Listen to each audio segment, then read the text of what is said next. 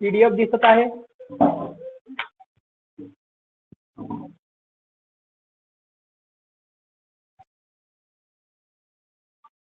हा, पीडीएफ दिसते का?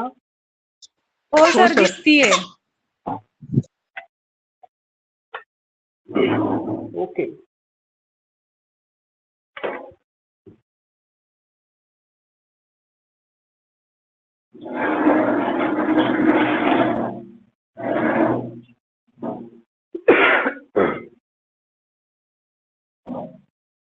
ठीक आहे, तर 11वी जॉग्राफी आपण 10वी पर्यंत जॉग्राफी कंप्लीट केलेला आहे. आता हा 11वीचा आणि 12वीचा जॉग्राफी आपल्याला घ्यायचा आहे आज.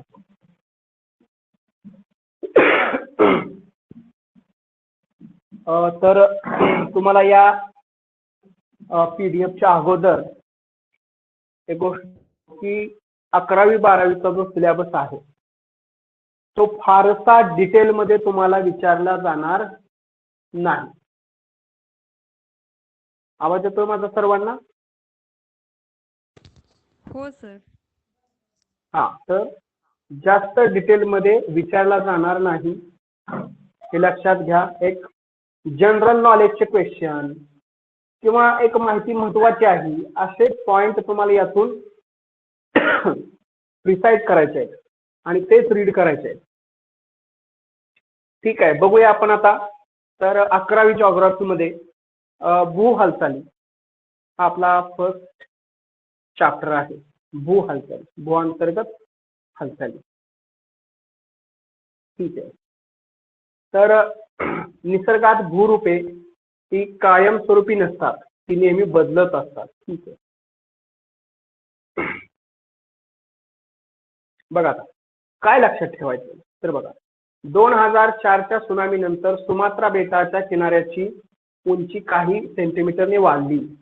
प्रश्न येईल, 2004च्या सुनामी नंतर कोणत्या बेटाची किंवा बेटाच्या किनाऱ्याची उंची काही सेंटीमीटरने वाढली असा प्रश्न येईल. उत्तर लिहायचं सुमात्रा. त्याचबरोबर हिमालयामध्ये आपण हे पाहिलेलं आहे, शिवालिक, मध्य हिमालय आणि हिमाद्री या त्याच्या काय आहेत, रांगा आहेत.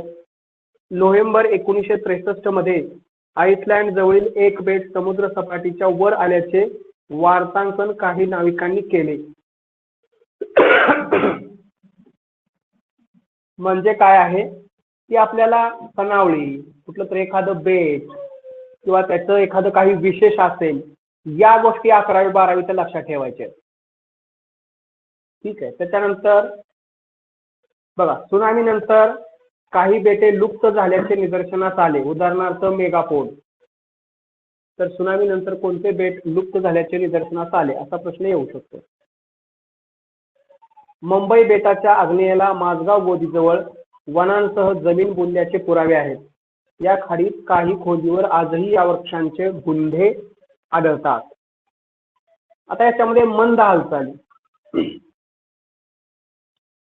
तर ऊर्ध्वगामी हालचाली खंड निर्माणकारी.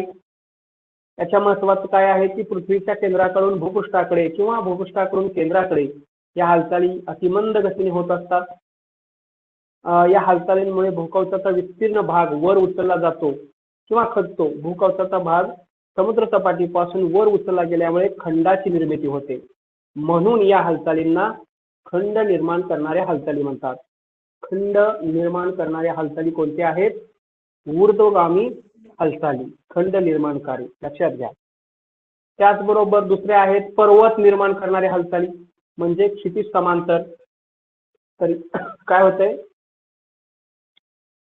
बलाच्या दिशेने या हालचालींमुळे खंडाच्या स्तरात ताण किंवा दाब निर्माण होतो आणि भूपृष्ठासारख्या घळ्या, त्याचबरोबर भेगा पडतात. या हालचाली मंद हालचाली आहेत, परंतु खंड निर्माण करणाऱ्या हालचालींपेक्षा त्यांचा वेग मात्र कसा असतो? जास्त असतो.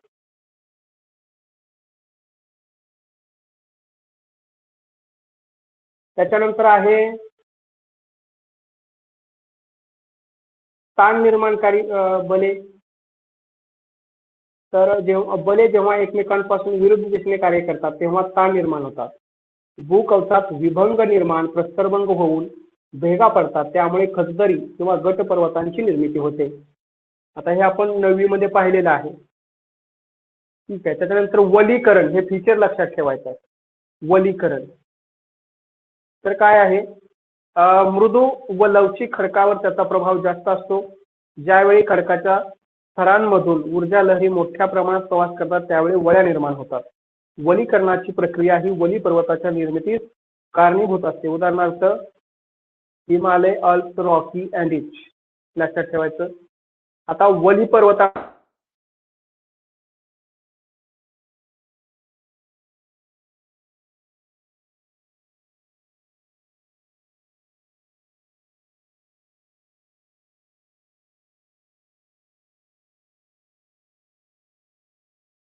आवाज येत नाही सर. हो, कोणालाच नाही येत आहे. हो, नाही येत आवाज. सरांकडून म्यूट झालं का काय? काय माहिती आता. वेट. येत आता. हॅलो. हा, येतो आवाज सर आता. आता येतो. हा, ठीक आहे. तर वली पर्वत आपण शिकलेलो आहे. वली पर्वताची उदाहरणं लक्षात ठेवा. इथे दिलेले आहेत अल्प्स, रॉकी, अँडीज, वलीकरण. आता प्राचीन वली पर्वत, हा म्यूट करा मॅडम. अरवली उरल पर्वत व ॲपेलिशियन पर्वत सध्याच्या अरवलीतील सर्वोच्च शिखर 1722 मीटर आहे, हे लक्षात ठेवा. त्याच्यानंतर बघा अर्वाचीन वली पर्वत, तर रॉकी व हिमालय हे कसे आहेत, अर्वाचीन वली पर्वत आहेत. अर्वाचीन म्हणजे प्राचीनच्या विरुद्ध. हिमालयाची सर्वोच्च उंची किती आहे? हिमालयाची उंची 8848 मीटर. हा, 88-48 लक्षात ठेवायचं. फक्त 8 कुठं नाही, शेवटून 2 नंबरला 8 नाही, 8848. ठीक आहे. त्याच्यानंतर विभंग प्रस्तरभंग.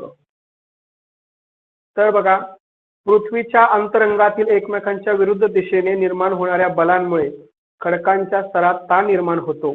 त्या ताणामुळे या खडकांना तडे पडतात आणि अशा खडकांच्या तुटण्यास विभंग किंवा प्रस्तरभंग, भ्रंश असे म्हणतात. ठीक आहे. त्याच्यानंतर ठीक आहे, गटपर्वत. आपण गटपर्वत पण शिकलेलो आहे. शिकलोय का नाही 9वी मध्ये? म्हणजे आपल्या PDF मध्ये शिकलेलो आहे आपण. गटपर्वत, वली पर्वत, त्याचे एक्झाम्पल येतात, लक्षात घ्या. तर भारतातील मेघालयाचे पठार, नर्मदा आणि तापी नदी दरम्यानचा सातपुडा पर्वत, जर्मनीमधील ब्लॅक फॉरेस्ट पर्वत व फ्रान्स मधील फॅसजेस पर्वत हे पर्वत कसे आहेत? गट पर्वत आहेत. कोणते पर्वत आहेत हे? गट पर्वत. त्याचबरोबर खचदरी. आता बघा, भूकवचातील 2 सलग विभागांदरम्यान भागावर ताण निर्माण झाल्यामुळे हा भाग खचतो. अशा खचलेल्या भागास खचदरी म्हणतात. उदाहरणार्थ आफ्रिकेतील रिफ्ट व्हॅली व भारतातील नर्मदा व तापी या नद्यांच्या दऱ्या महत्वाचं आहे. त्यानंतर भूकंप. तर आपण 9वी मध्ये पण हे पाहिलेलं आहे. मोकळं जे आहे ते आपण पाहायचंय. म्हणजे बघा, आता भूकवचात ज्या ठिकाणी हा साचलेला ताण मोकळा होतो त्या ठिकाणाला भूकंपाचे केंद्र किंवा भूकंप नाभी असे म्हणतात. ठीक आहे, हे महत्वाचं नाही आहे एवढं, ते झालेलं आहे. ते पुन्हा पुन्हा येत आहे. बघा, आता याच्यामध्ये सुद्धा भूकंप लहरीचे प्राथमिक लहरी, दुय्यम लहरी व भूपृष्ठ लहरी असे 3 प्रकार आपण पाहिलेले आहेत. प्राथमिक लहरी सर्व माध्यमातून प्रवास करत असल्या तरी एका माध्यमातून दुसऱ्या माध्यमात प्रवेश करताना त्याचे वक्रीभवन होते. त्याचबरोबर म्हणजे वक्री भूकंप स्थानापासून दूर असलेल्या भूकंप आपण केंद्रात ही भूकंप लहरीची नोंद मिळते. असे असले तरी काही विशिष्ट क्षेत्रात लहरींची नोंद होत नाही. अशा प्रदेशास भूकंप छायेचा प्रदेश असे म्हणतात. ठीक आहे. त्याच्यानंतर हा, हे एक लक्षात ठेवा. मर्केली हे भूकंप मापनाचे प्रमाण भूकंपाची तीव्रता दर्शवते, तर रिश्टर प्रमाण हे भूकंपाची महत्ता म्हणजे मॅग्निट्यूड दर्शवते. मर्केली परिमाण हे रेषीय आहे आणि रिश्टर परिणाम लाघीय आहे, मापन श्रेणीत असते. आता त्याच्या पुढे एक दिलेलं आहे तुम्हाला, मर्केली प्रमाण आणि रिश्टर प्रमाण. आता तुम्हाला असं कधी कधी येईल प्रश्न की भूकंप मापनाची जी तीव्रता आहे कुठल्या प्रमाणात म्हणजे कोणकोणत्या दोन प्रमाणात मापली जाते, तर एक आहे मर्केली आणि दुसरा आहे कुठला आहे दुसरा? रिश्टर. रिश्टर. हा, रिश्टर. लक्षात ठेवायचं. आता याच्यातला हा एक महत्वाचा एकक तीव्रता 1 ते 12 जाणवत नाही, संपूर्ण नाश 12 पर्यंत. 1 ला काय होतंय जाणवत नाही. आता 2 पेक्षा जास्त पासून ते 10 पर्यंत किंवा 10 प्लस नोंदी आढळत नाहीत. पॉईंट किंवा 3.0 महत्वाच्या भूकंपातला आहे. ठीक आहे, ते पण लक्षात ठेवा. त्याच्यानंतर भूकंप निर्मितीची कारणे, तर ज्वालामुखीचा उद्रेक, त्याचबरोबर भूविवर्तनची हालचाल, जसं मानवनिर्मित भूकंप, जसं अणुचाचण्या, बांधकामाचे तसेच खाणकाम, त्या मानवी क्रियांमुळे सुद्धा काय होतं भूकंप होत असतात. त्याच्यानंतर ज्वालामुखी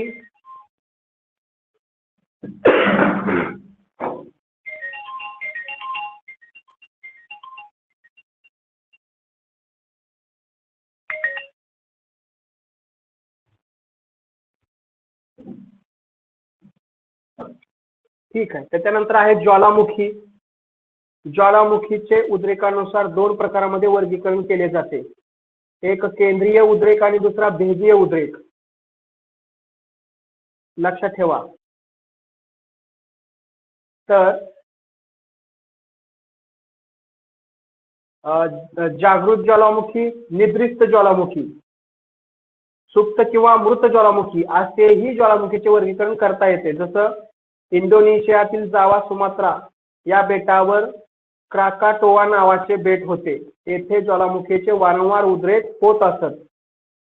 त्याच्यानंतर 28 ऑगस्ट 1883 रोजी सकाळी 10च्या सुमारास झालेला उद्रेक जगातील आतापर्यंत नोंद झालेल्या उद्रेकांपैकी सर्वात मोठा उद्रेक होता.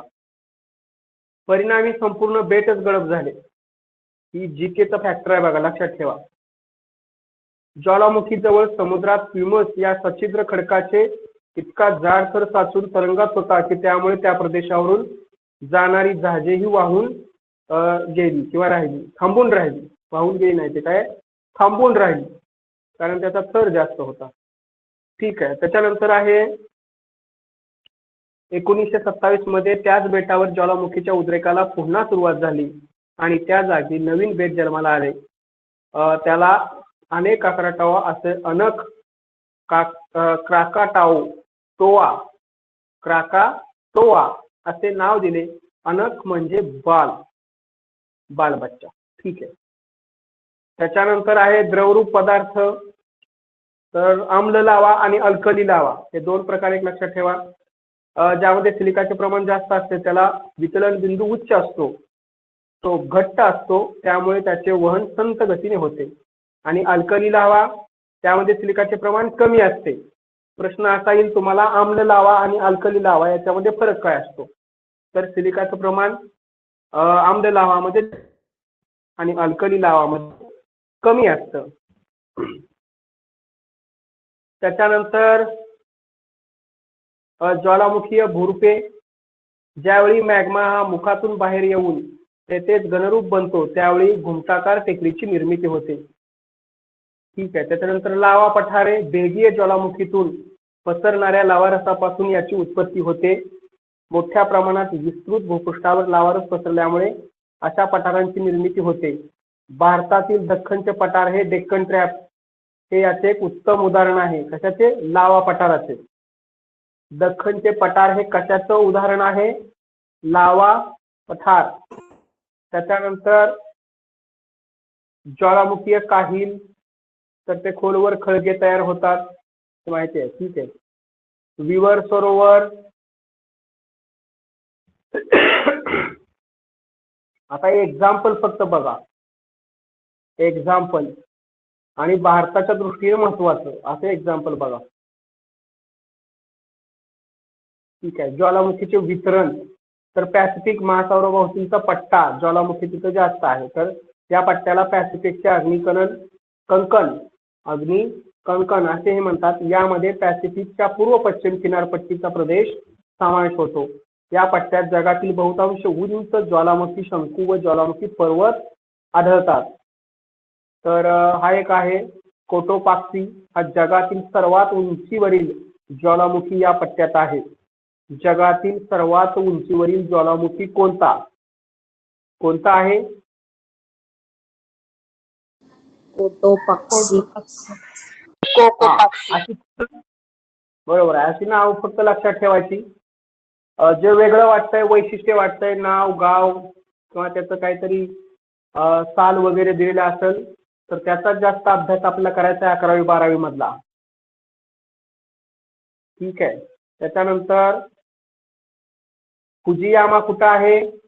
फुजियामा जपानमध्ये. हा.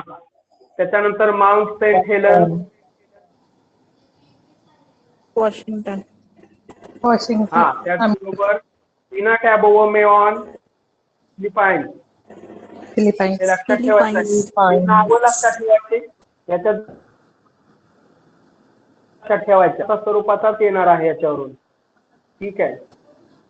तर मध्य अटलांटिक रांग, या पट्ट्यात मध्य अटलांटिक रांगेच्या दोन्ही बाजूकडील प्रदेशात ज्वालामुखीचा समावेश होतो.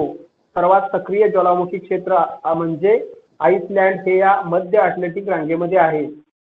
सर्वात सक्रिय ज्वालामुखी क्षेत्र काय आहे?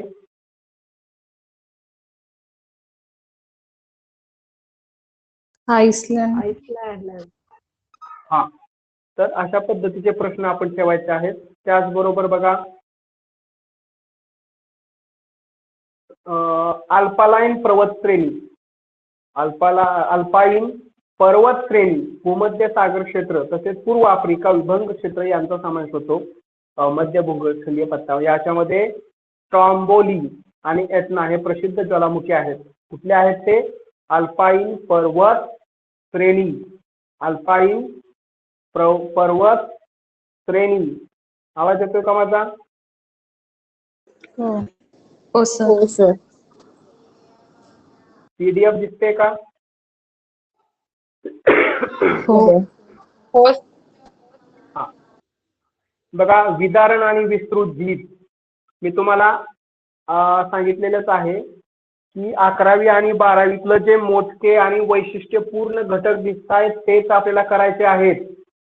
फार डिटेलमध्ये हे करत बसू नका. हा, पण जे मोजकं आणि महत्वाचं दिसतंय ते करा, कारण हे काय आपल्याला याच्यावर कुठे मोठी एक्झाम द्यायची नाही एमपीएससीची वगैरे. त्यातलं महत्वाचं आहे ना तेच फक्त करा. ज्याला मी अंडरलाईन करतोय ना ते तुम्ही पुन्हा जरी मायक्रो नोट्स त्याच्या केल्या तरी सुद्धा उत्कृष्ट आहे. आता विदारण हे आपण 9th मध्ये पाहिलेलं आहे. त्याचबरोबर विदारणाचे प्रकार सुद्धा पाहिलेले आहेत. हे कायिक विदारण, रासायनिक विदारण पाहिलंय की नाही? हो सर. हा. तर बघा, आता जे मला वेगळं वाटतंय ते मी बघा कसं करतोय. भस्मीकरणामुळे खडकाला तांबडा रंग प्राप्त होतो. कशामुळे खडकाला तांबडा होतो? कशामुळे होतो? भस्मीकरणामुळे. हा. तर ॲल्युमिनियम भस्मीकरणाने पिवळा रंग प्राप्त होतो. बघा, ॲल्युमिनियमचं जर भस्मीकरण झालं तर काय होतो? पिवळा होतो. आणि फक्त भस्मीकरणामुळे खडकाला तांबडा रंग प्राप्त होतो. असं जे वेगळं आहे ना ते लक्षात ठेवायचं आहे आपल्याला. बघा, मृदेतील मृत घटकांच्या किंवा विघटनाच्या कुजण्याच्या प्रक्रियेतून कार्बन डायऑक्साईडची निर्मिती होते.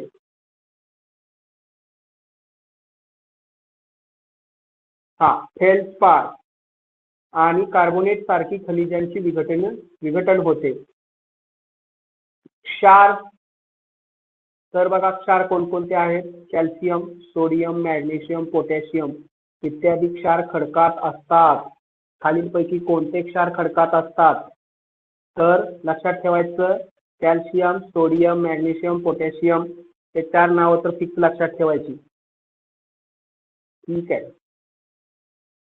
उष्णता हा एक प्रकार आहे त्याच्यातला विदारीकरणाचा किंवा त्याच्यावर परिणाम करणारा. तर याच्यामध्ये आपल्याला ठीक आहे ठीक आहे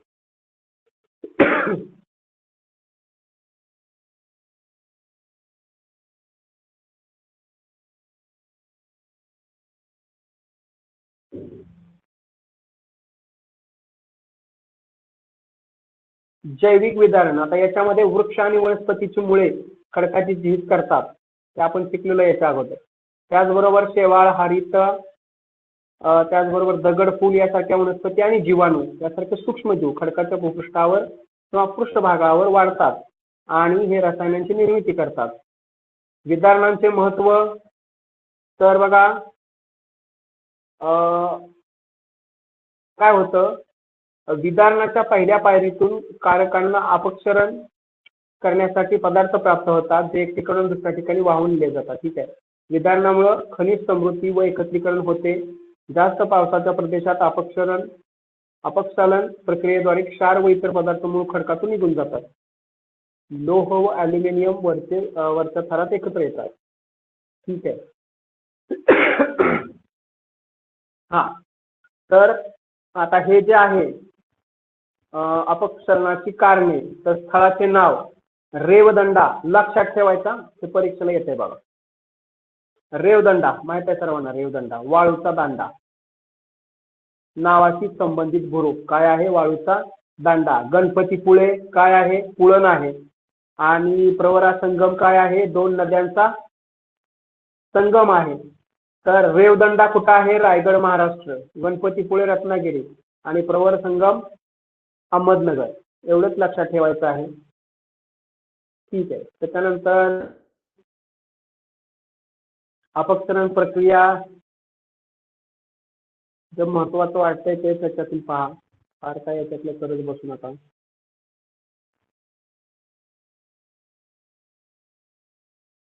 आहे प्रकरणच त्याच्यावरती आहे. ठीक आहे. तर नदीचे कार्य,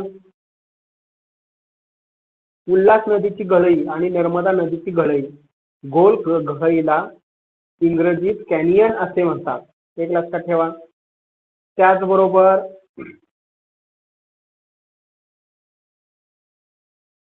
ठीक आहे. हा आता बघा धबधबे. तर कोणत्या नदीवर जोग धबधबा आहे सांगा. हा प्रश्न आलेला आहे याच्या अगोदर एकदा कुठे. कोणत्या नदीवर जोग धबधबा आहे? शरावती नदीवर जोग, चंबळ नदीवर चुलिया आणि महाबळेश्वर येथील वेण्णा. अतिशय महत्वाचं, तिन्ही पण लक्षात ठेवायचं. ठीक आहे. बघा आता आपण हे रांजण खळगा पाहिलेला आहे. अहमदनगर जिल्ह्यातील निघोज येथील कुकडी नदीत आणि पुणे जिल्ह्यातील भेगडेवाडी जवळील इंद्रायणी नदीत मोठ्या प्रमाणात कुंभकर्ता पाहावयास मिळतात. एक लक्षात ठेवा. ठीक आहे. त्याचबरोबर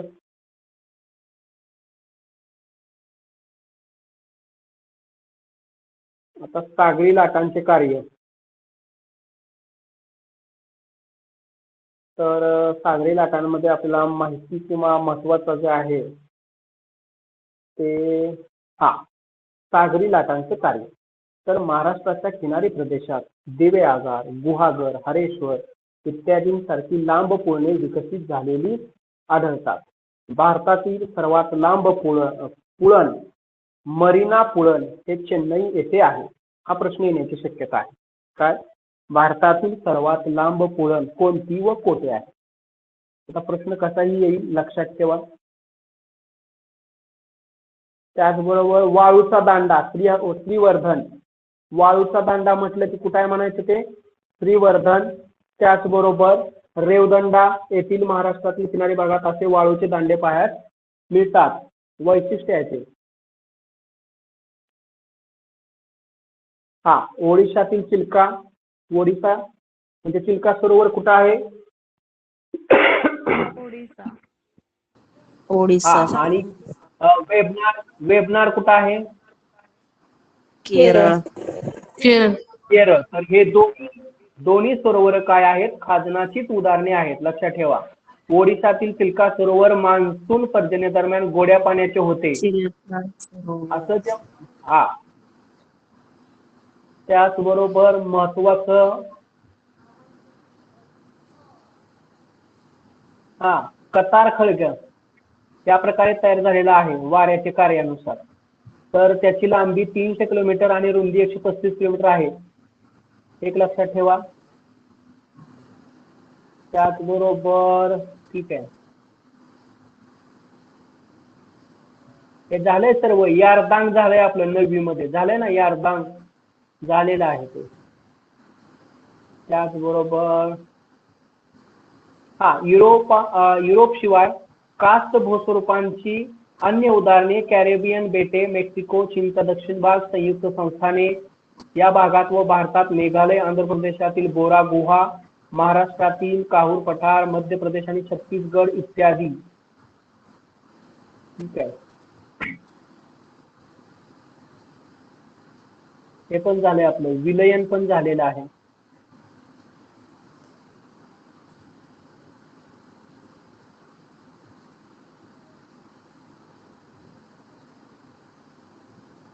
हा, म्यूट करा, कोणाचा आवाज येतोय?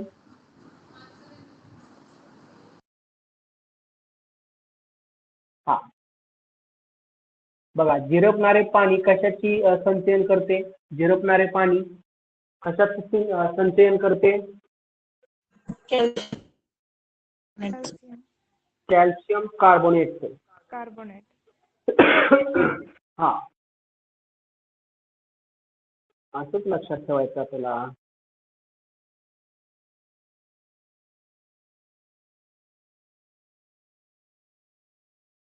ठीक आहे, हिमनदीचे कार्य एक पाहूया.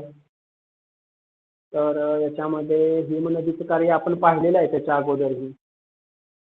हिमगव्हर सुद्धा पाहिलेलं आहे, फक्त इथं हे शुककूट सुद्धा पाहिलेलं आहे आपण 9वी मध्ये. तिथंच चांगलं करा, जे वेगळं आणि एखादं वैशिष्ट्य असेल ना ते चितून करा. ठीक आहे, हा, हिमोटगिरी सुद्धा पाहिलेलं आहे आपण.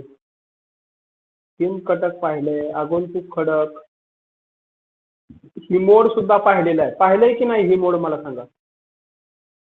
पाहिलंय हिमोड सुद्धा, 9th मध्ये पाहिलेलं आहे. हवामान प्रदेश, आता याच्यातून सुद्धा येतो बघा प्रश्न.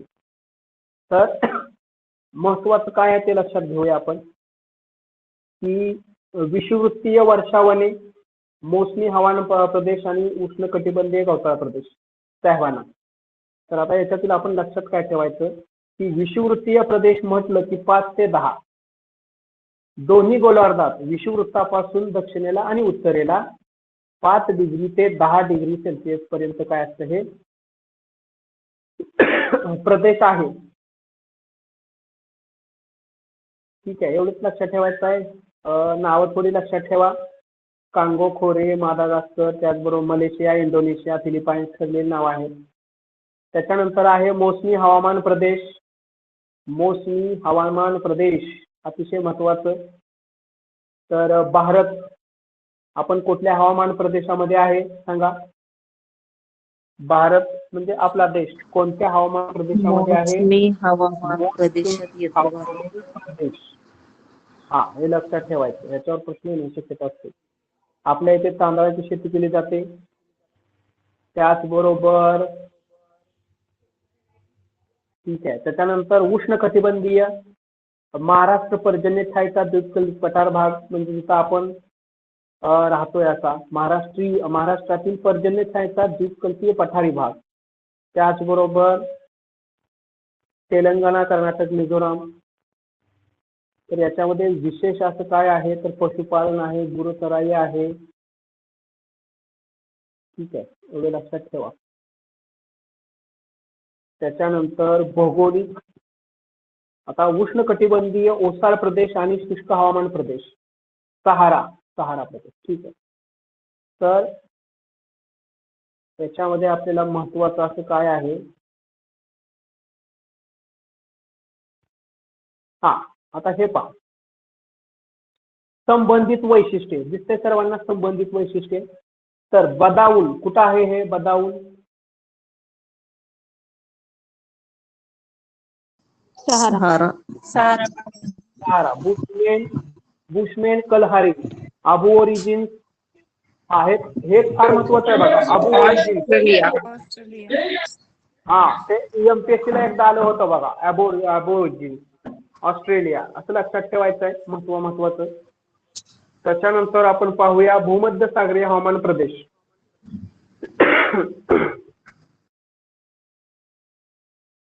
ठीक आहे, तर याच्यामध्ये फार असं काही नाहीये, तरीही ठेवा लक्षात.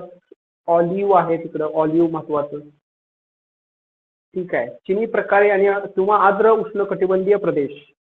तर सर्वात उबदार महिने असतात 10 सेल्सिअसच्या वर.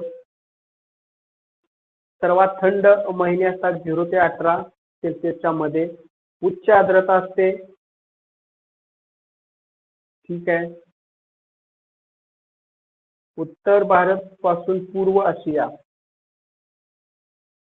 ठीक आहे, त्याच्यानंतर आहे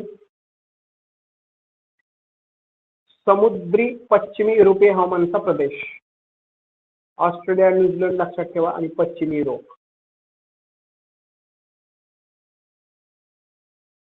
ठीक आहे, त्याच्यानंतर तैगा एक फार महत्वाचा आहे, तैगा उप आर्क्टिक हवामान प्रदेश.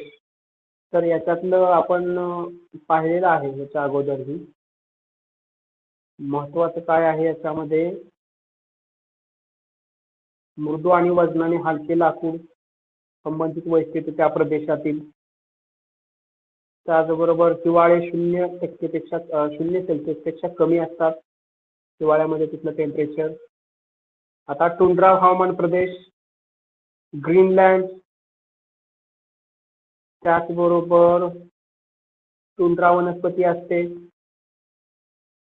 आणि सील, वॉलरस, ध्रुवीय अस्वल, शिकारी अस्वल इत्यादी तिथले जे वैशिष्ट्य आहे ते आहे. त्याचबरोबर मासेमारी तिथे केली जाते.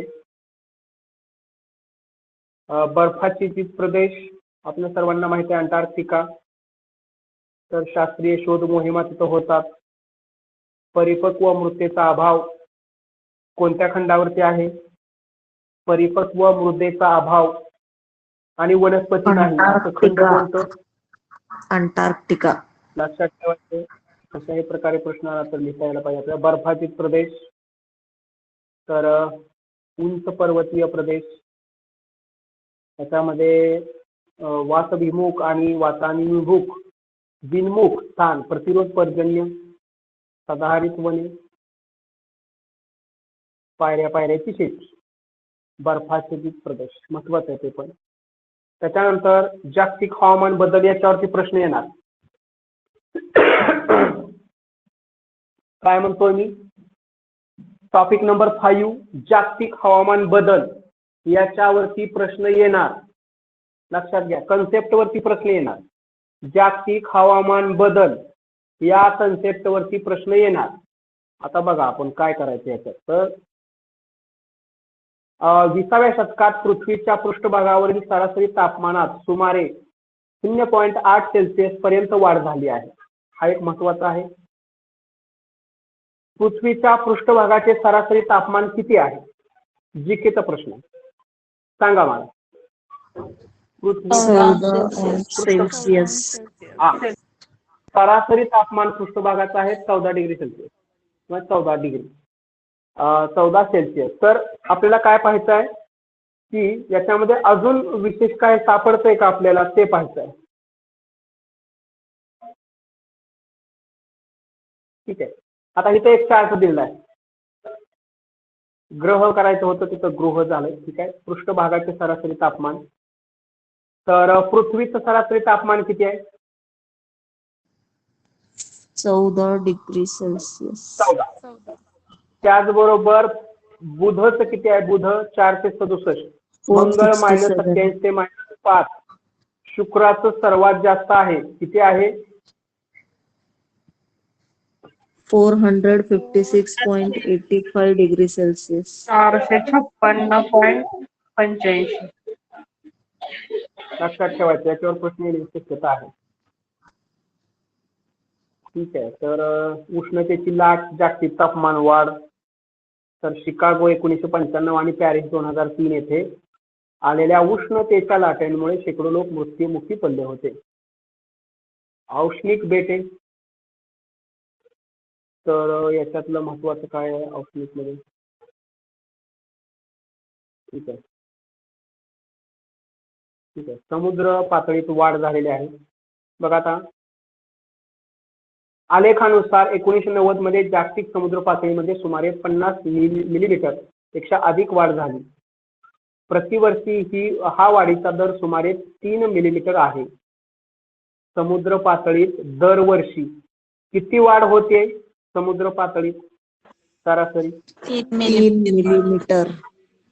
लक्षात ठेवा, समुद्राची जी पातळी आहे प्रत्येक वर्षी सुमारे 3 मिलीमीटरनं वाढत आहे. लक्षात ठेवायचे हेच मुद्दे आहेत, त्याच्यावर प्रश्न येत असतो. त्याच्यानंतर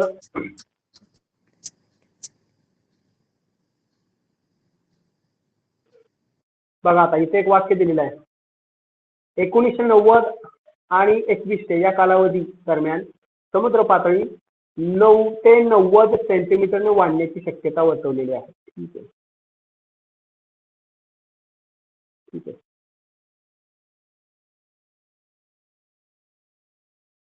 हे पण महत्वाचं आहे.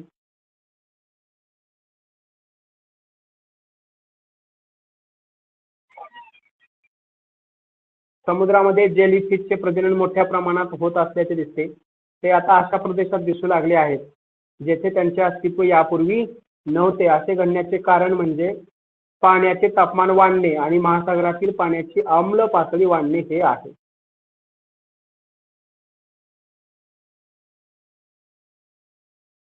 ठीक आहे.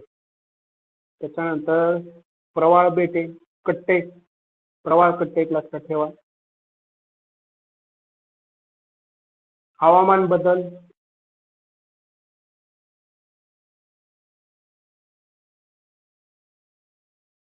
ठीक आहे. केदारनाथला 2013 साली माहिती आहे आपल्या सर्वांना. त्याचबरोबर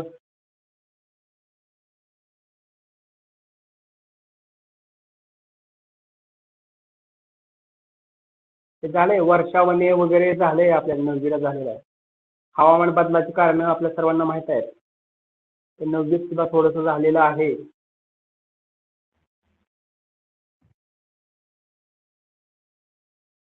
बघा एक आहे एल सिवॉन आणि पिटांबू या अलीकडील ज्वालामुखी विस्फोटानंतर पृथ्वीचे सरासरी तापमान काही वर्षासाठी काही प्रमाणात घटले होते. एक लक्षात ठेवा.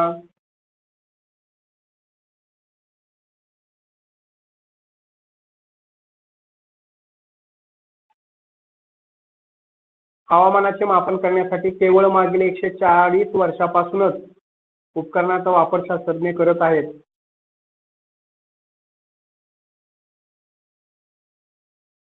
इथं बरंच काय आकडेवारी आहे.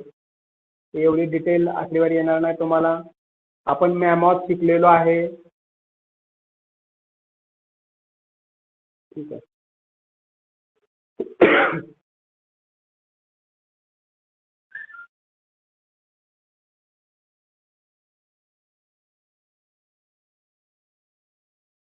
IPCC, ठीक आहे. ते काय एवढं महत्वाचं नाही आपल्याला. हा इथे एक लक्ष द्या सर्वांनी, इथं लक्ष द्या. आता हा एक प्रश्न येण्याच्या याच्यामध्ये आहे.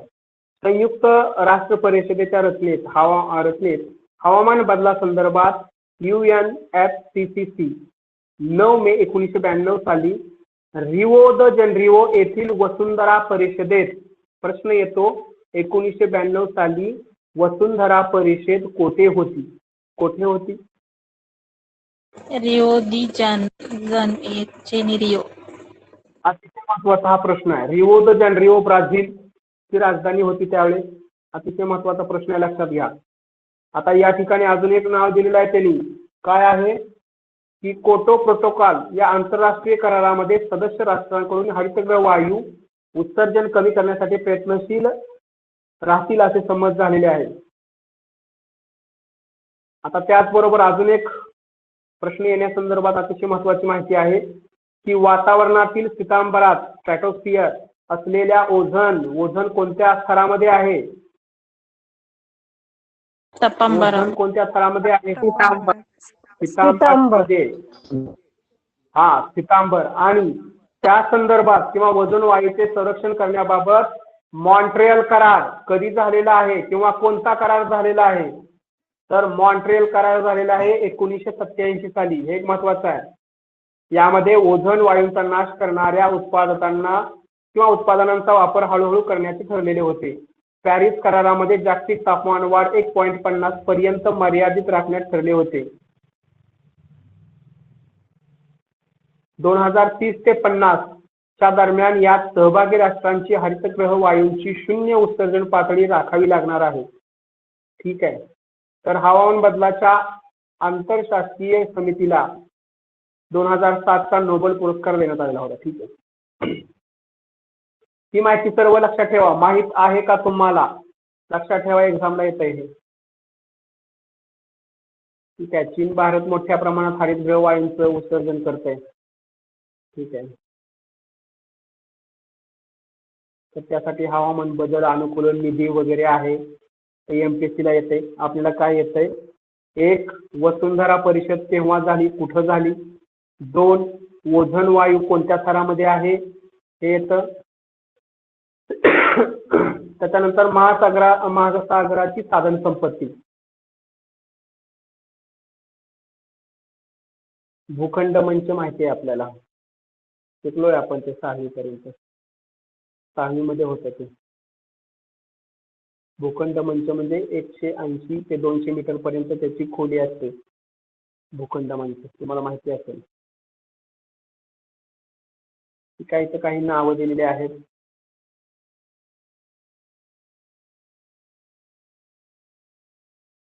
जगातील खनिज तेल व नैसर्गिक वायूचे सर्वात मोठे साठे समुद्रगुढ जमिनीवर आहेत. उदाहरणार्थ अरबी समुद्रातील मुंबई हाय खनिज तेल व नैसर्गिक वायू व्यतिरिक्त येथे खनिजेही आढळतात.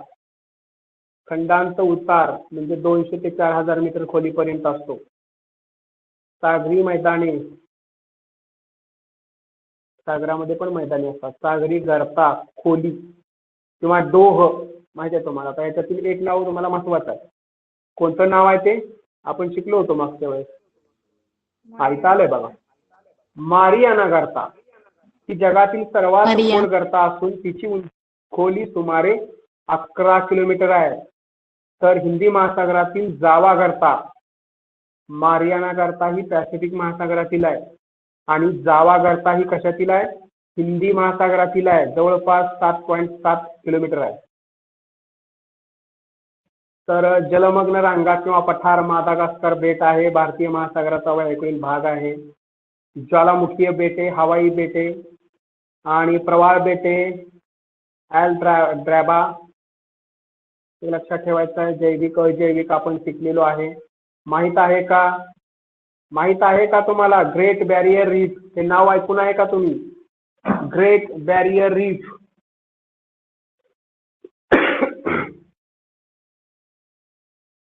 तर हे फार महत्वाचं आहे. ग्रेट बॅरियर रीफ, त्याच्यावर प्रश्न येतो. ही जगातील नैसर्गिक आश्चर्यांपैकी एक आहे. ही 2010 किलोमीटर पर्यंत विस्तारलेली आहे ही रान. सर्वात महत्वाचं आहे. भरती ओहोटी ऊर्जा पाहिलेलं आहे आपण ते. औष्णिक ऊर्जा,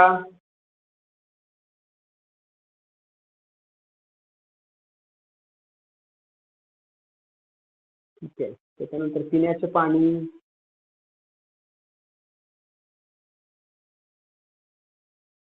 तर गोड्या पाण्याचा प्रश्न आहे सर्वांना माहिती आहे. व्यापार आणि वाहतूक, सागरी पर्यटन, स्क्युबा डायव्हिंग, पाणबुड्या.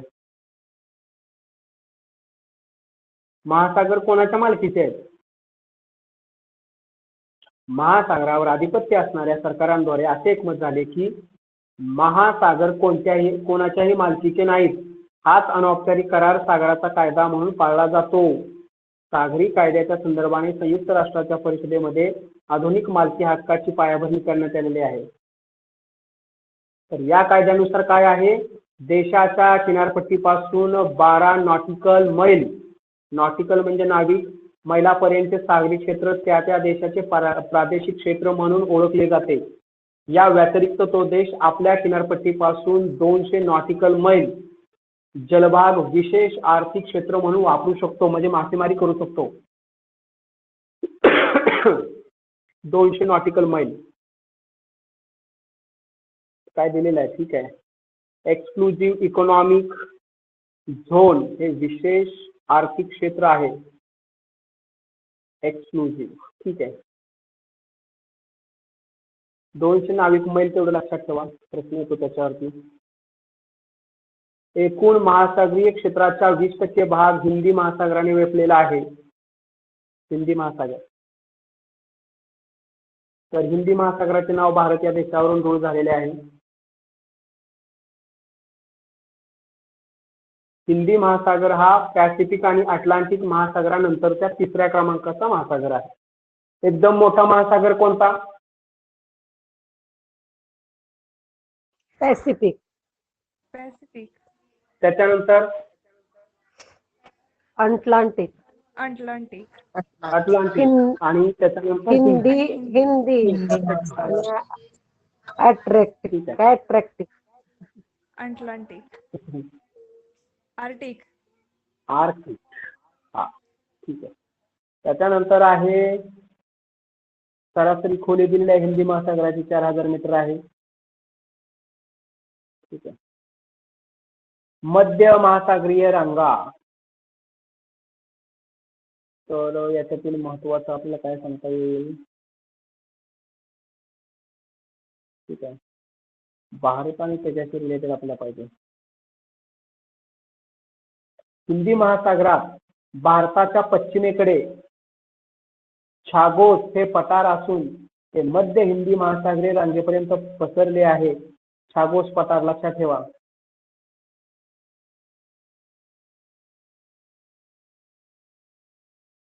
हिंदी महासागरातील बेटे तर ऑस्ट्रेलिया, मादागास्कर, श्रीलंका या मोठ्या बेटांशिवाय हिंदी महासागरात अनेक लहान मोठे द्वीप संकले आहेत. जसं अरबी समुद्रातील बेटे,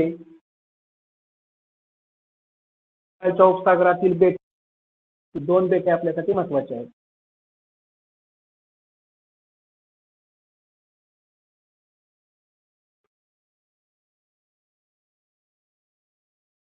ठीक आहे. हे अरबी समुद्रातील एक मादागास्कर एक आहे आणि इंडो ऑस्ट्रेलिया. त्याच्यानंतर बघा लक्षद्वीप आणि छागोस हे काय आहे, संलग्न आहेत. लक्षद्वीप आणि छागोस पठार हे काय आहे, एकमेकांना संलग्न आहेत. लक्षद्वीप, मालदीव आणि छागोस बेटे यापैकी बहुतेक बेटे प्रवाळ सिंचनातून तयार झालेले आहेत, लक्षात ठेवा. ठीक आहे. पाकिस्तान काय विचारलं जाणार नाही. बंगालच्या उपसागरातले सर्वात मोठे बेट म्हणजे श्रीलंका आहे.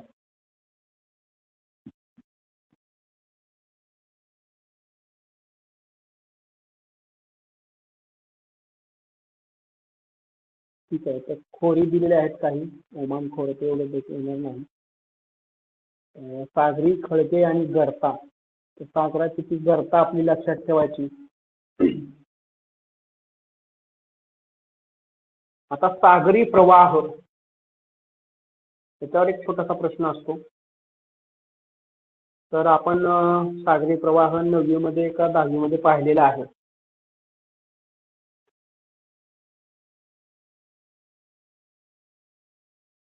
ठीक आहे.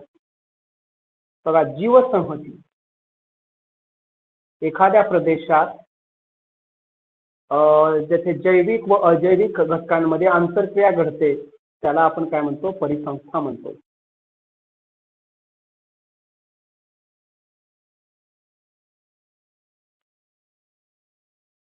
ठीक आहे. तर विषुवृत्तीय वनांमध्ये एबनी, मोहगनी, रोजवूड, रबर, ताड, नारळ, पाम असे वृक्ष तसेच ऑर्किड, जंगली फुले, विविध प्रकारचे फळे आढळतात. हे लक्षात ठेवा. त्याच्यानंतर महत्वाचं आहे मानवी जीवन. हा पूर्ण पॉइंट लक्षात ठेवायचा. मानवी जीवन. या प्रदेशात मूळ मानवी जमाती अद्यापही आदिम अवस्थेत आहेत, म्हणजे अत्यंत जुन्या आहेत, त्या अत्यंत प्राचीन आहेत. कांगो मधील पिग्मी, अमेझॉन मधील बोरो इंडियन, अंदमान निकोबार मधील अँगवा आणि जारवा, हे उदाहरणार्थ आहे ना, ते सर्व लक्षात ठेवायचं आहे. त्याच्यावरून प्रश्न येईल तुम्हाला. ठीक आहे.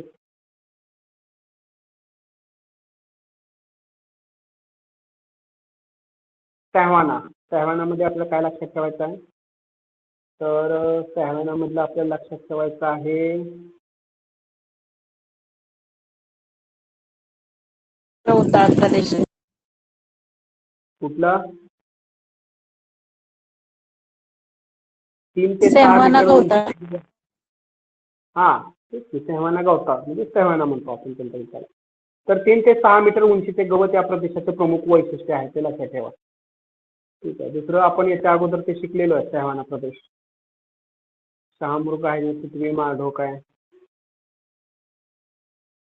ठीक आहे. प्राणी जीवन, कीटक,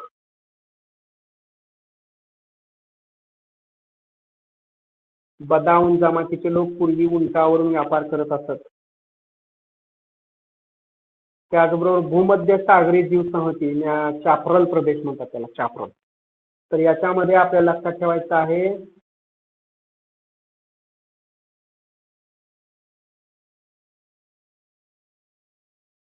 बघा, रोजमेरी, कॉर्क, ओक, ऑलिव्ह, त्याचबरोबर इकॅलिप्टिस, पीच, पाईन, स्वीट चेस्टनट, सिडार, सायप्रस इत्यादी वनस्पती आहेत त्याच्यामध्ये.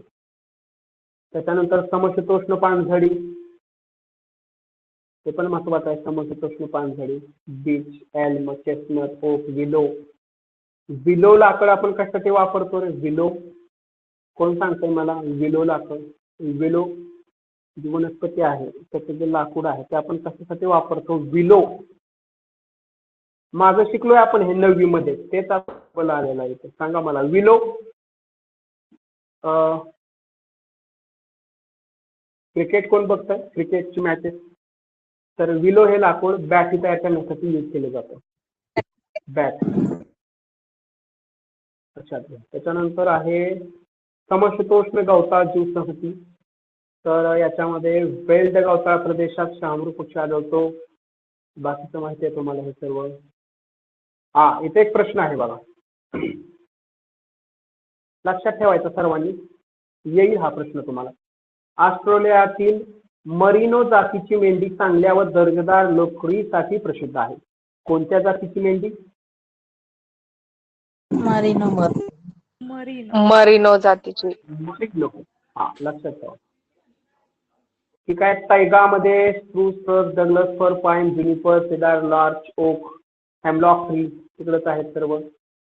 गुडबेरी, स्ट्रॉबेरी, ब्लूबेरी, ब्लॅक करंट फळे पण लक्षात ठेवा.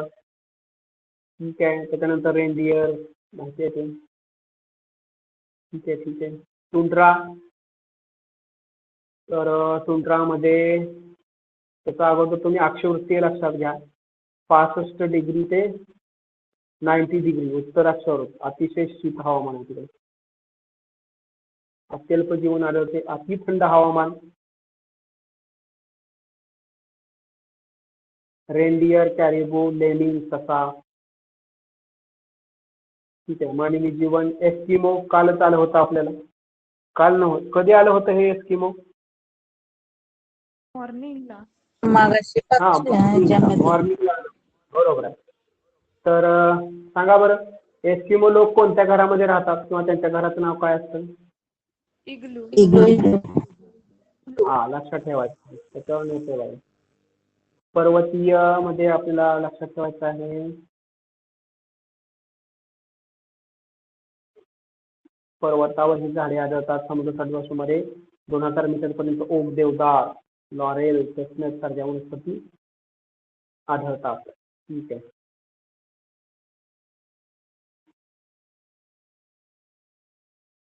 जलीय जीवसंहती पृथ्वीचा सुमारे 70% भाग. लक्षात ठेवा. आता इथं आलेला आहे मुख्य आपत्ती. आपत्ती आणि अंदाजे मृतसंख्या, वर्ष, आपत्ती स्थान. तर यातलं आपण भारतातलं लक्षात ठेवा. अतिशय महत्वाचं हे एक आहे. काय आहे वाचा. मी हायलाइट केलेलं वाचा. मिथेल आयोसायनेट वायू गळती, भोपाळ, भारत.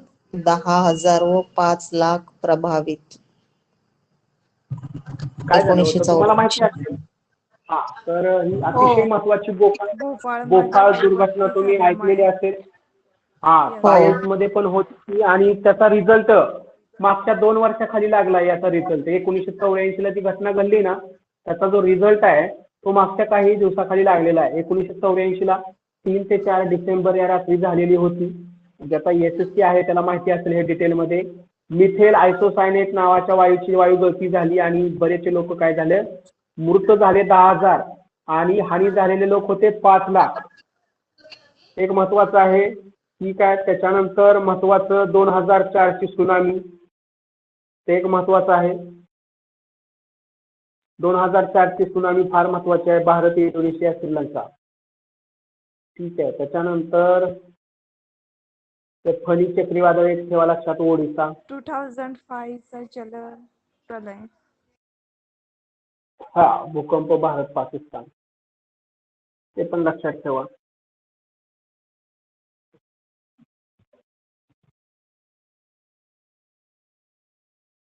ठीक आहे. आता आपत्तींचे प्रकार. भूवितनीय आपत्ती जसं भूकंप, ज्वालामुखी, उद्रेक, सुनामी. 2004 ची आपण वर अंडरलाईन केलेलीच आहे. भूकंप आणि त्याचा परिणाम स्वरूपी आलेली सुनामी माहिती आहे आपल्याला. महाराष्ट्रातील 2014चं माळीण येथील भूकंप, ते जे उत्खनन झालेलं होतं ते एक महत्वाचं आहे. भूस्खलन. त्याच नंतर महापूर हे झालेलं माहिती आहे. ठीक आहे.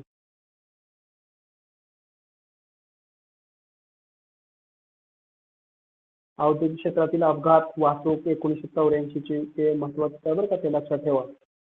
अरिष्ट म्हणजे संकट, माहिती आहे तुम्हाला. अरिष्ट. आपत्ती व्यवस्थापन एक फार महत्वाचं असतं. जनरल क्वेश्चन येतो आपत्ती व्यवस्थापनावर. उपशमन म्हणजे आपत्ती येण्यापूर्वी आपण खबरदारी घ्यायला पाहिजे. आपत्ती प्रतिसाद, तर ज्यावेळेस आपत्ती होते आणि त्याच्यानंतर आपण त्याला कसं ट्रीट करतो ते. पुनर्प्राप्ती म्हणजे पुन्हा त्याच्यावरती आपण हे करतो ते. त्याच्यानंतर आहे पुनर्वसन. तर आपत्तीनंतर पुनर्वसन असते. त्याचबरोबर आपत्ती व्यवस्थापन, सुदर संवेदन, भौगोलिक माहिती एक आहे. ठीक आहे. त्याच्यानंतर ठीक आहे, जनरल माहिती आहे बाकीची, फारशी काही अवघड नाही आहे, ते पण आहे. तर या सर्व ज्या आपण अंडरलाईन केलेल्या आहेत त्या तुम्ही काय करायचं आहे, व्यवस्थित रीड करायचं आहे पुन्हा पुन्हा. त्याच्यावरून प्रश्न अपेक्षित असतो. त्याचबरोबर एकदा ते आतलं पण वाचायचं आहे, डिटेल आहे ते. कारण इकडून क्वेश्चन नाही आला तर तिकडून येईल. पण जनरली आपण जे अंडरलाईन वगैरे केलेलं आहे ते लक्षात ठेवायचं आहे, पाहायचं आहे. ठीक आहे. एक 10 मिनिटं ब्रेक करूया आपण आणि नंतर 12वीचं एक तासभर नाही चालणार. 12वीचं साधारणतः 40 मिनिटं तरी चालेल, तेवढं घेऊया. म्हणजे तुमचं जॉग्राफी होईल आणि तुम्ही तुमचं PDF वापरून अभ्यास व्यवस्थित करा नंतर अजून. ठीक आहे. एक 10 मिनिटं आपण थांबूया. 10 मिनिटांनं पुन्हा चालू करूया. जास्त वेळ नाही घेणार, साधारणतः 40 मिनिटांमध्ये होईल. 12वीचे जास्त पेजेस नाहीत आहे. Okay sir. हां, ठीक आहे. एक 10 मिनिटं घेऊया आणि त्याच्यानंतर पुन्हा 40 मिनिटं म्हणजे होतंय. एक्झिट करू का? हो सर. हो.